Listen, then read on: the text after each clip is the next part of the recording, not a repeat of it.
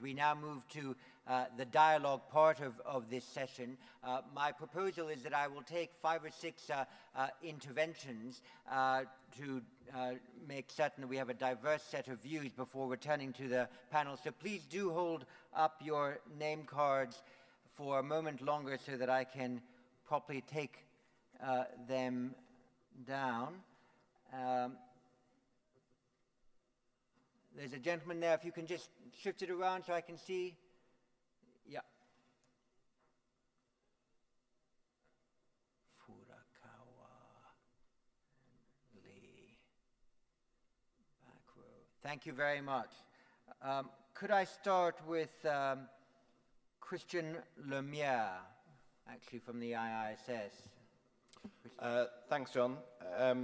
As this panel attests and as Defence Secretary Panetta outlined, freedom of navigation is a very important principle for all the countries in the region. And this panel was very clear in emphasising the importance of UNCLOS. But there are very differing interpretations of what freedom of navigation means, as described by UNCLOS amongst countries in this region.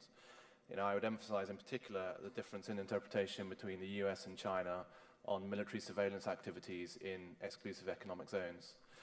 Could the panelists elaborate on their national interpretations of freedom of navigation, whether that includes military surveillance activities in EEZs, and how they think it would be best to smooth over these differences of interpretation? Thank you very much. Mr. Kong from Shell. Thank you. My question is to Minister Pak Purnomo. Earlier, Secretary Panetta spoke of a new U.S. defense strategy involving closer strategic and mil-to-mil ties with countries in the region. What position does Indonesia take to closer mil-to-mil and strategic ties with the U.S.? And what about corresponding mil-to-mil and strategic ties with China? Thank you. Mr. Munir from Malaysia. Yes. Right, thank you, John. I had hoped to have also asked this question of Secretary Panetta. I'd like to put it to Pak Purnomo, who talks about the UNCLOS being a kind of international constitution of the maritime domain. What do you think of the fact that the US still has not ratified UNCLOS? Does this reduce the credibility of the United States in respect of its position, especially in the South China Sea? The reference is also made to dispute settlement mechanisms. UNCLOS has got quite elaborate dispute settlement mechanisms in place under the treaty, including the setting up of the Law of the Sea Tribunal. Now, do you think the provisions for dispute settlement in the UNCLOS can be used? And if they cannot be used, why for countries which have ratified that treaty? Thank you. Mark Fitzpatrick. Thank you. My question is to Vice Minister Watanabe, who spoke about Japan's multi-layered security framework and posed some examples of this. I was listening to, hoping to hear more about the developing defense cooperation between Japan and the Republic of Korea, anticipating that there would be some announcement in recent or in the near future. And I wonder if the Vice Minister could say any more about the defense cooperation agreement that has been discussed with the Republic of Korea. Sir, Mr. Furukawa here. Thank you very much.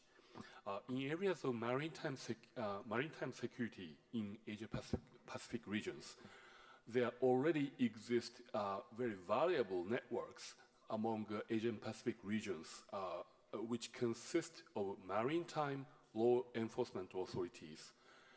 The division of the roles and missions between Navy and maritime law enforcement authorities is different depending upon every countries in this region. However, I rarely heard defense authorities in Asia-Pacific regions referring to the effective utilization of such already existing networks among maritime law enforcement authorities. I wonder what would be the optimal framework to enable seamless coordination and cooperation by integrating not only our Navy, but also these existing other networks of other stakeholders in the regions. And can you just, in one sentence, describe the other networks to which you are referring? Coast Guard. Yeah. Yes, indeed, some countries have up to 11 or 12 different agencies that have some role in maritime security issues. So there might have to be some interagency dispute resolution sometimes as well. The last question in this round, Chung-Min Lee. Thank you, John. I have a question each for Minister Antony and for Minister Purnomo. And first to Minister Antony. You didn't really mention, sir, the future of Afghanistan. And given the fact that you have an American withdrawal, NATO withdrawal, and the future of Afghanistan obviously will have a huge impact on Indian security, especially if you look into the longer-term strategic framework as China's power increases. So what are your prospects for stability in Afghanistan, and what does the Indian government plan to do to enhance stability in Afghanistan? To Minister Purnomo, thank you, sir, for your wonderful speech. But my main concern is that, consummated with China's rise in this region, the combined defense budget of ASEAN's top 5 countries, including Indonesia, roughly equals about $25 billion. That's about Canada's defense spending last year. Your country increased defense spending by 28%, and it is now about $8.5 billion. And still, that is quite small compared to other regional powers. So how can Indonesia increase maritime security in the sense that, but still your defense budget is quite small? Does your president, and do you have any particular longer-term plans on these two issues? Thank you. Thanks. Well, we've got a good menu now, so I'll return to the panel. I will go back to get 4 or 5 other questions from the floor. I think I'd like first to ask Pak Purnomo to answer some questions. Military surveillance in the exclusive economic zones. Your thoughts on military-to-military talks with U.S. and perhaps military-to-military cooperation also with China. Your thoughts on the framework for coordination. And finally, 4th question really to you, this issue of how your defense expenditure will match your requirements to contribute to maritime security. Pak Purnomo. Thank you, John. Regarding the UNCLOS 82 that related to the exclusive economic zone, there are very clear in the UNCLOS 82 that the exclusive economic zone is about 200 miles from the baseline. And then the others also saying that they have the territorial waters for 12 miles, but for the economic exclusive zone, it's about 200 miles, and then that will be what is the rule in the sea for the archipelagic countries. And then for the mill-to-mill cooperation between Indonesia and China and Indonesia and US, I think I'll remind you what the president said last night, that Indonesia would like to make 1,000 friends and 0 enemies. So we have no problem to have a mill-to-mill cooperation with China and also with the US. And so far it has been doing well. We do have the joint exercises with both countries, and we do hope that in the future that will be strengthened further. Even that the deployment of the US Marine Corps in Darwin, that has been clear to us that we also plan to have the joint exercise between Australia, Indonesia, and the US Marine Corps that located in Darwin. So Indonesia has no problem with both countries, with China and United States. Regarding the recognition of the U.S. For the Indonesia as an archipelagic countries, we do talk, with the U.S. government. We do talk with our friend in U.S. And we understand that you have the U.S. government, you have a U.S. parliament, but we also understand the sovereignty of the different countries. We do have clear with our neighboring country what it does mean by the UNCLOS and also the territorial line, the 12 miles territorial line, the 24 contingent line, and 200 miles the exclusive economic zone. And some countries do not ratify it yet. We respect that, because that's the position of their country. But what we do like to convince that archipelagic countries like us should be also respected to follow the UNCLOS 82. Regarding the dispute, brought to the tribunal's court, but really, in our experience before, when we have a dispute, usually it's up to the two countries. It takes two to tango.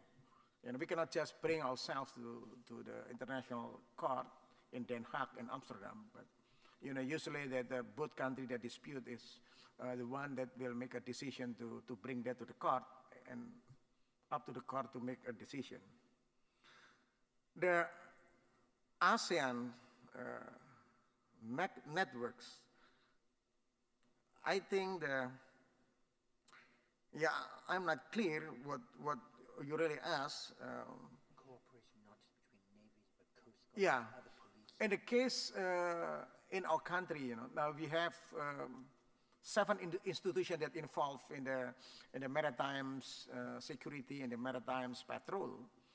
But so far, we do not have any problem in coordinations with our neighboring countries. Even in the Malacca Straits, you can see that the piracy is really dropping, because of our works together among the institutions in our country, with the Singapore, with the Malaysia, with the Thailand. Last year too, that we made just little exercise in Indonesian territory, the way that we cope with the piracy, the way that we handle the Malacca Strait. So even we do understand, the cooperation is not between Navy to Navy, but also the quote-unquote call it the Coast Guard, but so far we have no problem with our neighbor on that maritime cooperation. For the Afghanistan, I think that's the portion of my friend here, Minister Antony, but for us in the spending budget, yes, indeed, spending budget for security has to be in balance with our economic growth. I mean, the country that has the economic prosperity, the country that has the economic growth, development, then some of the budget can be used to develop, to enhance the capability, to modernize the armed forces. And Indonesia also has to be in balance between how the spending for the welfare and how we spend the money for the security. I think that's important too, that like I said before, it's like a two sides of coin. When we have our fund for the economic development and fund for the enhancing the military capability. And if we look at the amount of the budget that we spend for security, probably it's not that significant compared to other countries, but that's why when we set our plan, we use what we call it the minimum essential forces, the essential forces that is able to cope the threat. So we map our threat, and with the threat that we face, then we look at what is the capability that we think that capable to handle the threat.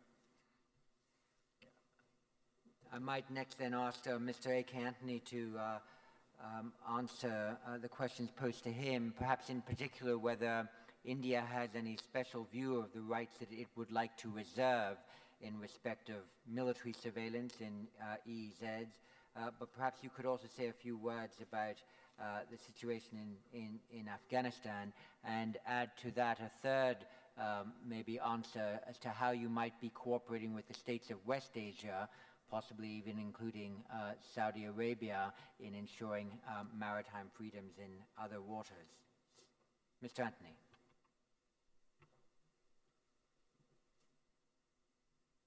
Actually, most of the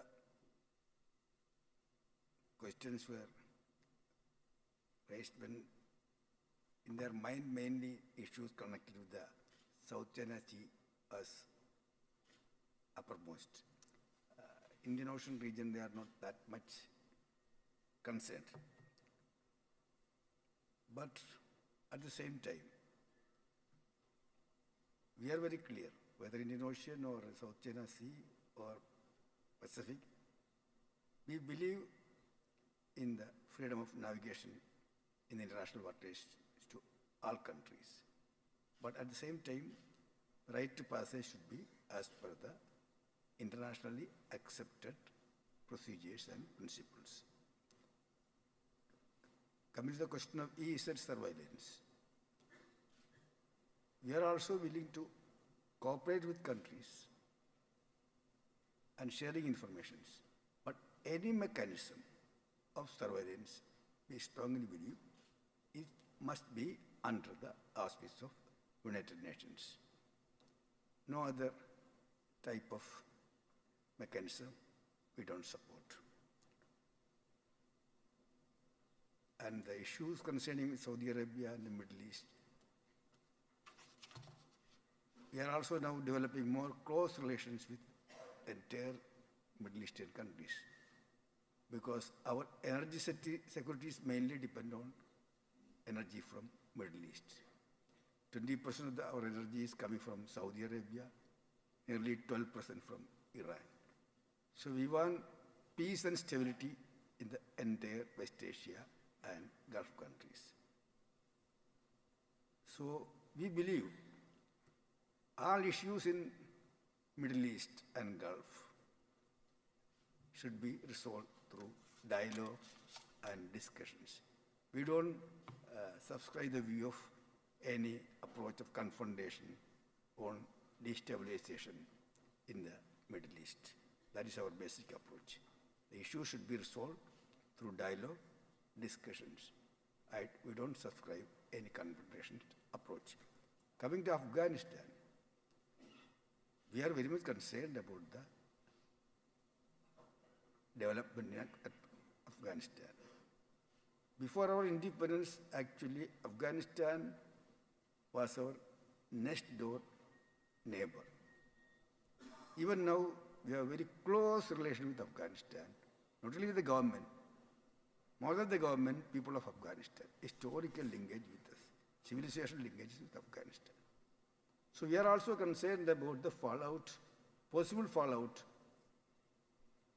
after 2014. But we believe any process, a political process to find out solution to the Afghan problem should be led by Afghan government, Afghan people themselves. At the same time, it should be inclusive and transparent.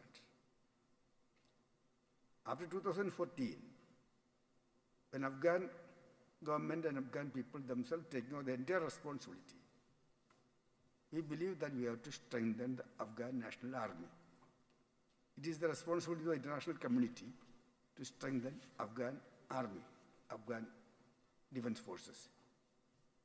The end, our aim should be to strengthen the Afghan government and people of Afghanistan to have a democratic, pluralistic, and peaceful Afghanistan. For that, whatever this help is needed, we must extend to the government of Afghanistan, to the people of Afghanistan.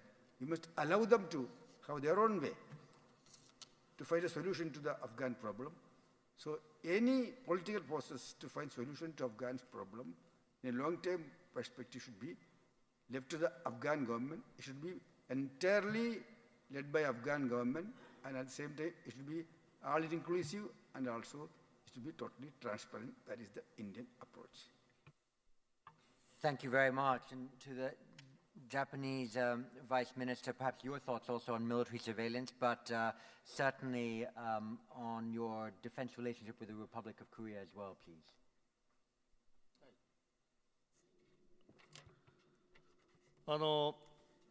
まずはアメリカがこの国連海洋法条約の今批准をめぐって国内で議論をされていると。その行く末に大変強い関心を持っております。もう国連海洋法条約を批准されていない国というのは本当に数えるほどしかないわけでございます。アメリカもさまざまな保守派の方々の意見や、あるいは経済界の意見もあり、資源開発の問題もあって、今日まで結論が出なかったんですが、聞くところによりますと、大統領選挙の後には結論を出せるのではないかというようなことを我々も知っております。またその上で、このアメリカが EEZ に対してどのような考え方を持つか、我々の考え方と中国の考え方、資源の開発についての主権は、そこに国に及ぶわけだけれども、このいろんなこの問題をめぐって南シナ海にも問題がある。そして航行の通行はするけれども、例えばこの界隈で軍事的行動を行うことも、これは例えばインペッカブル号の事件のようなものがありました。解釈の違いをめぐってですね、統一されてないということが、私どもは偶発的なことを招きかねないということで、アメリカには早く海洋法条約の批准をしていただいて、共通のルールを作っていただきたい、そのように考えております。また、その点についてこれから2021年、この年は中国共産党が創立されて100周年を迎えます。そうしますと、その頃にはアメリカの経済の動向、もし成長が滞っている場合、そして中国の経済が順調に推移しますと、この2020年頃には GDP 比でアメリカと中国が並ぶと。つまり中国共産党ができて100年の年に大国アメリカと中国が並んだと。そのためには資源でありますとか海洋利益でありますとか、こういうものに対して引き続き拡大をしていくであろうと。もう一つの大国中国のこの今後の発展を考えますと、いろいろな資源探査や、あるいは漁業権益を守るための漁政と言われる船が、これはインドネシアのラトゥーラ諸島で潜水艦救難艦を改造した漁政という船が向かい合い、今緊張状態に一度ありましたけれども、こうした近代化、大型化していくということで、早く統一ルールを作らないと、だんだん私どもは中国の法執行機関も近代化、大型化とともに軍事的な能力を兼ね備えていくのではないだろうかと、それが一触即発の状態にならないことを祈るばかりですので、EEZ の解釈についてはぜひとも両大国で何かしら議論のテーブルを作るべきだと。もちろん国連のすべての国も入りますけれども、やっぱりそこは作っていくべきだろうと考えております。それから韓国ですが、すでに制服レベル、ユニフォームレベルの軍レベルでは、この秘密協定、防衛情報の協定であります G ソミアを締結すること、それから訓練や国際貢献 PKO の場において、サービス、物品の相互交換をするACSAについてはですね、もうほぼ制服レベルで合意をしているんです。ただ、今年韓国は先般国会の選挙がありました。そして今年は大統領選挙もあります。さまざまな大きな政治的転換点を迎える中で、やはりそこは韓国国民の世論も受け止められて、いろいろな判断がなされるんだとは思いますが、もうすでに例えば自衛隊に対するいろんなアレルギーが韓国の国民民の皆さんに会ったことは承知をしております。I do た understand だ、民 there 間 was some sort いろんな of 形での allergy on 訓練 the の part 交流 of ですとか、 Korea あるいは regarding マーチング or バンドの交 SDF, 換のような but 形 there で have です been ね、 some exchanges between the 日 two 本の自衛 countries, 隊も韓 including 国 the 韓半島に行きまし exchange て of 活動 marching する bands and と、非常にその so 点については on. 理解得られるようになりました。何よりも Japan 北朝鮮の SDF going to 指導者が変わったとはいえ、 Peninsula まだ as ベール well. に And 包ま I れた think 国 there でご has ざい been ます。この韓国 improvements と日 in 本が that area. North い Korea, ろいろ even な though there has been 韓 a 国側 change の of 歴史的な leadership, it's 意 still 見ももち covered ろん in あるわけで veil. ございます。 And お of 互い course, 双 there 方 are にいろいろ解決すべき historical 問題はありますけれど issues, も and there are 少なくとも challenges that 軍 need の to レ be ベル、軍事的レベルにおいて resolved の on both fronts. But お互いの at the 国、 military or 特に the 北朝鮮という uniform 国からの脅威をいかに引き下げるか、いかに事前に情報を共有するかということについては、制服レベルですでに我々は合意をしていると理解をしております。それだけに、あとはその政治的環境を何とか整えたい、そのために何ができるかということを今後模索をしてまいりたいと思っています。北朝鮮では新しい指導者が先般日本の新聞では北朝鮮で餓死者が出ているのは北朝鮮の軍に対して過剰に食料を供給したからだということを3月にまとめて発表したと。あるいは昨年の4月のミサイルの発射失敗も率直に認めたということで、非常にこの透明性高い新しいリーダーではないかという見方もあります。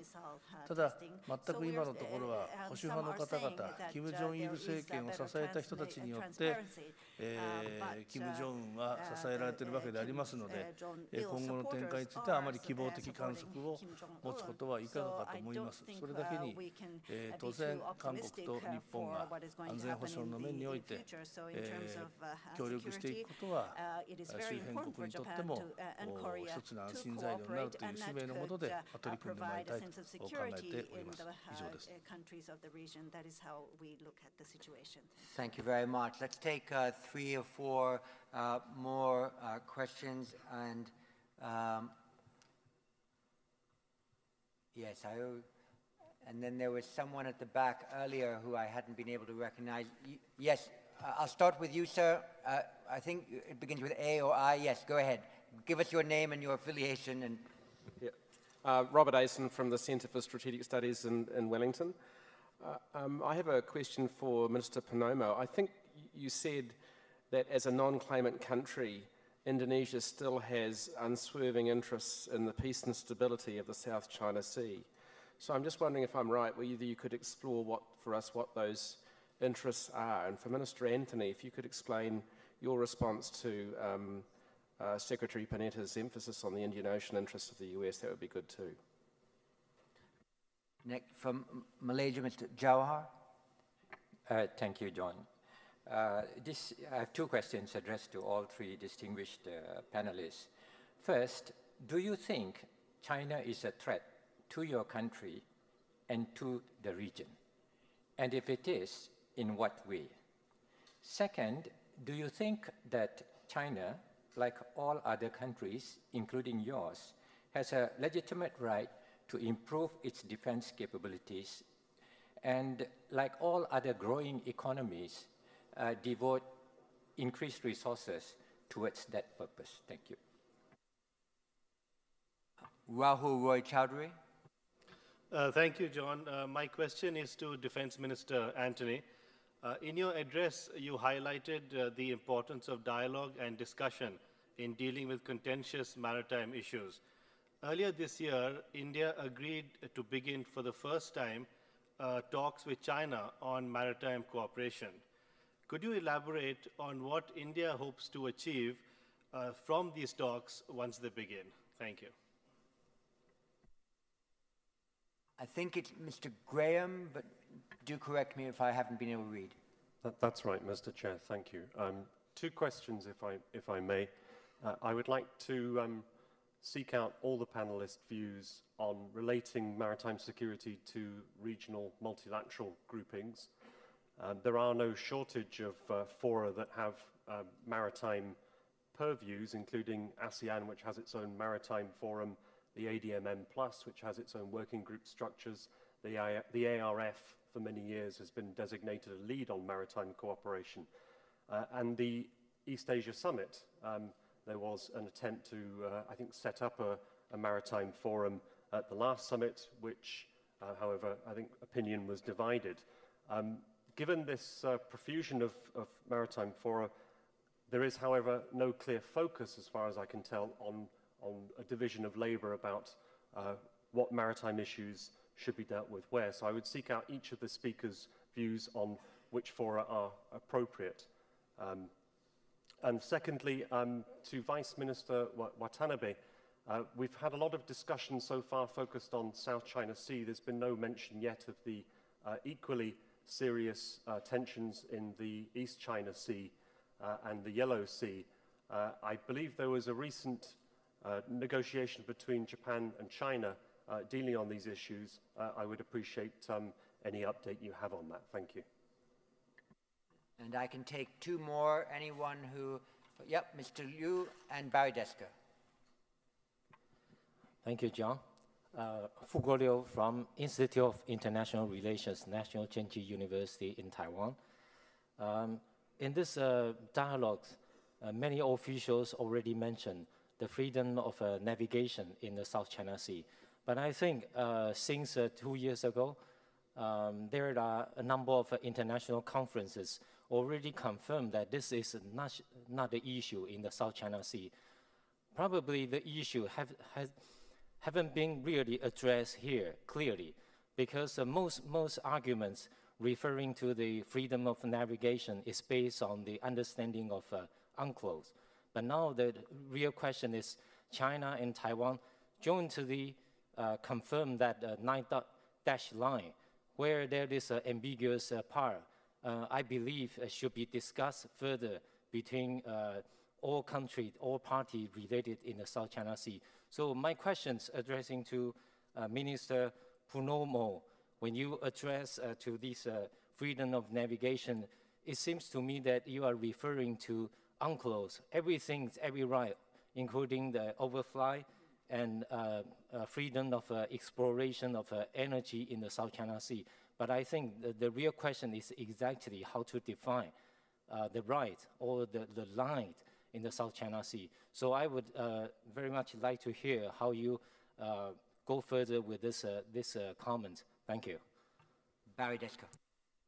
Thank you, John. I'd like to seek the views of the panel on how the international community should deal with the growing challenge to maritime freedoms. And I'd like to cite two examples. One is the South China Sea, where China has argued that freedom of navigation is used as an excuse by the United States to intervene in the South China Sea dispute. The second area is with respect to global warming. We are likely to see that the Northeast and Northwest Passage will now be open to navigation as the Arctic Ocean will be free of ice during the summer months. However, the coastal states would question whether there is the freedom of navigation through the passages. Thank you very much. I'll return to the panel now, and I think I will just go from my perspective, left to right. Vice Minister Watanabe, Pak Purnomo, and A K Antony, if you could each take not more than 2 to 3 minutes to answer the questions directed to you specifically.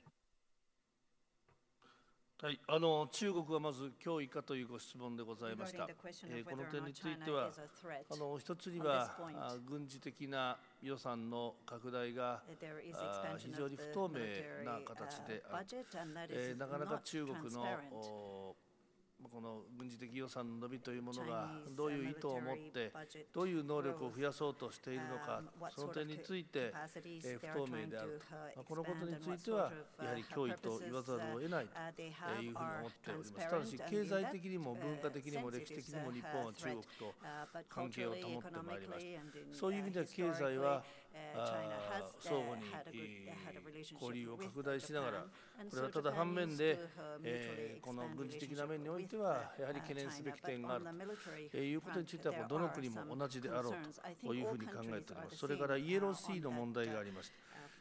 ここについては当然我々は将来、一度申し上げます。この間のミサイル発射の時に、東海岸に朝鮮半島の西海岸にあったこのトンチャンリというところの発射台、いろんな情報を収集していたんですが、初動がやっぱりその隣の韓国、あるいは近隣国に比べて遅れてしまいました。この点を考えますと、将来ここでどのような形で我々は将来的にも展開するかといいますと、やはり私は EEZ、ELC においてもこれはですね、航行の自由、それからさまざまな活動において原則自由であるべきだろうというふうに考えております。またそれはお互いのですね、関係において日本の EEZ においても他国が資源探査等をすべきでしていない場合はですね、ある程度のことについて話し合いをしていく余地がある。それはお互い相互に互換性のある問題だと思いますので、その点についてもですね、ルールをしっかり作っていかなければいけないと思いますが、今 ELC で直接的に日本と中国で何かが起きているというわけではありませんが、そのことは最後に申し付け加えておきたいと思います。以上です。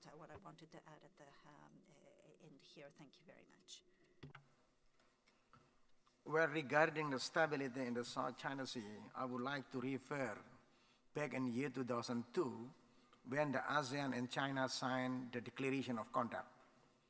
And 10 years thereafter, in Lombok, Indonesia, we also signed with them what we call it the guidelines of the Declaration of Conduct. So there has been a progressive movement towards the code of conduct that we hopefully, within near future, we don't have to wait 10 years for the code of conduct to be agreed by ASEAN and China. Regarding what really China is the threat for us, Indonesia believes China is not a threat for the regions. A couple days ago, we had a meeting, all the 10 defense ministers in Phnom Penh in Cambodia, headed by the General Tiban, who is also here, present with us. There's a two times that the Chinese defense minister with 10 ASEAN countries sit down in the informal meetings. The first time that we had that meeting is in Jakarta in Indonesia, now in the second meeting. That is, we feel is very important to create the people-to-people contact, from the top until bottom, because people-to-people contact will create also communication among us. We believe that today's world is shifting now from the hard power to the soft power and even to the diplomatic powers. So any disputes, anything that we can sit down and talk, I think we will use that mechanisms, soft power and diplomatic power to resolve the problem. So we do not see that China is a threat for the region, for Indonesia, for the region. I think bilaterally that ASEAN countries have also the communication with the Chinese, either that in the male-to-male cooperation, in the economic cooperation, in the large scale of cooperation. So again, I will emphasize that China is not a threat for us. Regarding the maritime security, I would like to refer 2 years ago under the ARF forum. We had what we call it the ASEAN Maritime Forums Conference in Surabaya. What we did is to identify really the issue in the maritime security. And here that I mentioned before, that we would like to see the free of the threat of violence. We would like to see that the seas is free from the group of people who endangers and disrupt maritime activities. We also would like to have a free of navigation hazard. We would like to see the free from the natural resource tribulations. We want also to see that the maritime freedom is free from the law of transgression threat. So That were the identification that we made before a couple of years ago in Surabaya. I think we will continue to further workings under the working groups, to further identify and also see some of the solution for the threat we have. Regarding the border dispute in the South China Sea, the way we look at, because among the ASEAN countries, several states as a claimant state, but Indonesia and also some other states in ASEAN, some other countries are not the claimant state. So we look at that in one side as a bilateral dispute between country to countries. But on the other side, we are concerned, with the stability, with the peace in South China Sea. That's the reason that the last years, I think the 10 defense ministers had a meeting in Jakarta, and under the 5th ADMM, ASEAN Defense Minister meeting, that has been held annually, to have a joint declaration, stated that we would like to see the South China Sea as the sea for the freedom, sea for the stability.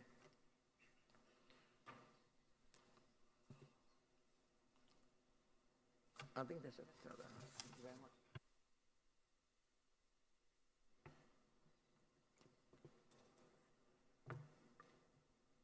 Regarding freedom of navigation in South China Sea, I have already stated our positions. We believe in the freedom of navigation to all countries in international waters, including South China Sea. Any issues regarding the freedom of navigation or other connected issues in South China Sea should be settled between concerned parties through negotiations and dialogue as per the accepted international law and practice. That is our stated positions. Regarding whether China is a threat to India or not, I don't think there is a relevant issue. Chinese growing military expenditure is a matter of concern to us. At the same time, even though we don't believe in arms race, since China is increasing their capabilities and spending more on defense, in our own way, to protect our national interest, we are also strengthening our capabilities in our borders. But at the same time, even though we have still unresolved border disputes between India and China, we believe both India and China has an interest in maintaining peace and stability in not only in Asia, beyond Asia. Both India and China has an interest in maintaining peace and stability. That is why, of late, we have started establishing a contact with our military to military. With the Indian Navy also, now we have started close relation with Chinese Navy. At the moment, this relation is mainly in the area of anti-piracy. It's a beginning only. In the area of anti-piracy, we are sharing information, and in coming years, wherever possible, in the area of anti-piracy and also maintaining maritime security, we will try to have close relation with China. It's only beginning. It has to evolve in the coming years. But between India and China, military to military also, of late, we have started dialogue, joint exercises, and relations. This is what I would like to say about that. Thank you very much indeed. We didn't, in this plenary, get numerous proposals about how to establish a dispute resolution mechanism to protect maritime freedoms, and we didn't yet get an authoritative statement as to how and when the US might ratify UNCLOS, but there is a special session on the South China Sea, and there is a member of US Congress there, and there are lots of bright minds attending, so perhaps that special session could be used to try to advance these policy ideas in a constructive way, animated by the very important statements of principle that have been made by our three speakers today. And I hope that as you begin progressing towards the coffee break, that you thank them very warmly for their extremely important contributions to our debate. Thank you very much.